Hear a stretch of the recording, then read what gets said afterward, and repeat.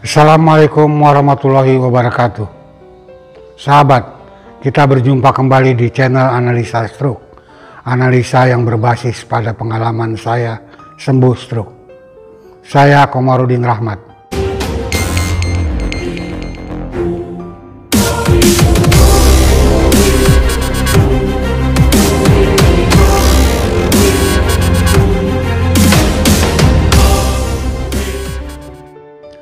Pada bagian ini saya ingin mengangkat tema kembali tentang mengapa sebab-sebab terjadinya stroke.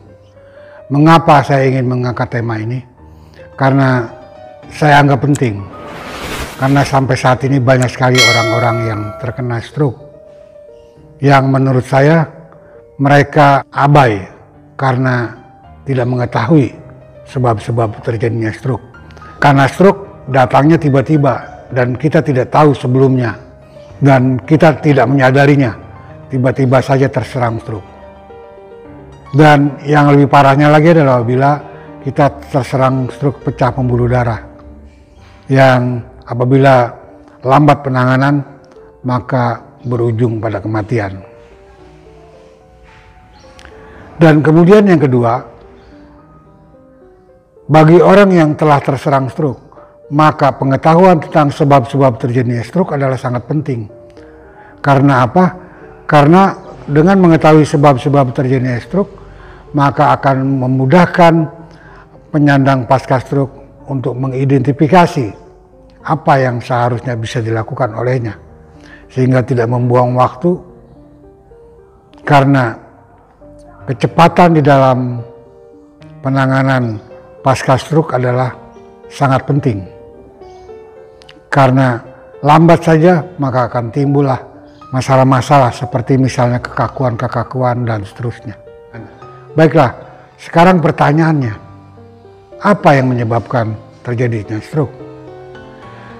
Terjadinya stroke disebabkan oleh tekanan darah yang tiba-tiba naik tinggi secara tiba-tiba. Yang dimaksud dengan tekanan darah yang naik tinggi secara tiba-tiba adalah sesuatu yang tidak disangka-sangka terjadi. Apa sebabnya tekanan darah tinggi naik secara tiba-tiba? Yang pertama adalah karena terbentuknya kolesterol jahat di dalam tubuh yang kemudian menumpuk di dinding pembuluh darah otak. Yang kedua adalah beban pikiran negatif yang berujung galau. Yang ketiga adalah karena keadaan kita pada saat yang bersamaan dalam keadaan letih. Ketiga itu saja yang harus diketahui oleh semua orang. Dari mana kolesterol jahat datangnya? Kolesterol jahat datangnya adalah dari kita mengkonsumsi makanan-makanan yang mengandung lemak jenuh, seperti daging merah, jeroan, kuning telur, santan, mentega, junk food, gorengan jajanan yang menggunakan minyak goreng berulang. Semua itu adalah makanan-makanan yang mengandung lemak jenuh. Dan makanan-makanan yang mengandung lemak jenuh ini akan menjadi kolesterol jahat apabila kita lemah gerak. Apabila kita kurang gerak tapi kita mengkonsumsi makanan-makanan itu, maka dia akan menjadi kolesterol jahat. Akan menimbulkan kekentalan darah dalam tubuh kita. Lemak di dalam darah kita akan menumpuk. Tapi apabila lemak jenuh itu dibakar kalorinya dengan cara berolahraga atau melakukan kegiatan fisik, maka dia menjadi kolesterol baik. Seperti yang terjadi pada atlet-atlet misalnya. Itu yang pertama. Yang kedua adalah beban pikiran. Beban pikiran ini tanpa disadari karena biasanya kita fokus pada satu masalah yang kita tidak menyadarinya bahwa itu adalah pikiran negatif. Seperti misalnya kita ada problem pekerjaan di kantor. Kalau anak muda misalnya patah hati, putus sekolah, masalah pelajaran, dan seterusnya. Di dalam saat yang bersamaan kita dalam keadaan terlalu letih. Misalnya, pagi ini kita ke Surabaya, naik pesawat, kemudian kita lanjutkan ke Banyuwangi melalui jalan darat. Kemudian kita kembali ke Jakarta, kemudian kita ke Medan, naik pesawat lagi, kemudian di Medan melakukan aktivitas, dan seterusnya. Itulah yang dimaksud keadaan terlalu letih.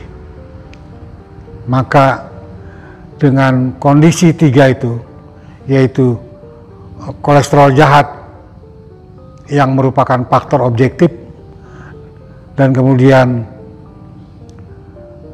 beban pikiran negatif dan kelelahan yang merupakan faktor subjektif, mereka ketemu dalam satu titik, maka terjadilah stroke. Bagi teman-teman yang sedang berjuang untuk mengatasi pasca stroke-nya, maka pengetahuan ini sangat penting. Kenapa sangat penting? Karena ini dasar pengetahuannya.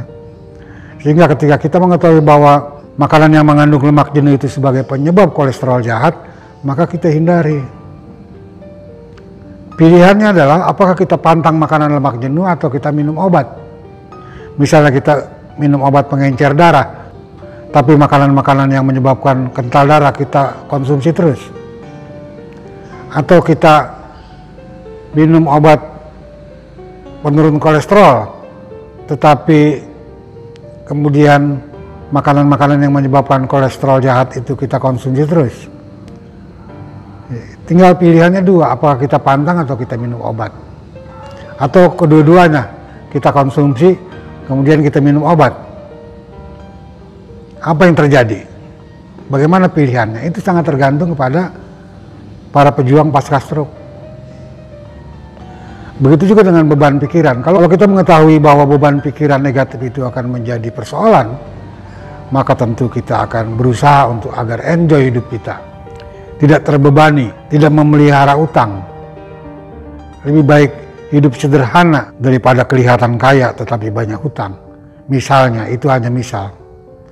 Kemudian, setelah kita tahu bahwa keletihan dan kelelahan itu akan menyebabkan stroke, ya kita harus jaga, harus dapat mengontrol diri, mengendalikan diri. Apabila waktunya tiba istirahat, maka kita istirahat. Apabila tiba waktunya makan, kita makan. Tidak ditunda-tunda. Saya kira demikianlah sahabat. Saya kira saya cukupkan sekian untuk tema yang ini. Dan kita akan berjumpa kembali di tema yang lain lagi. Assalamualaikum warahmatullahi wabarakatuh.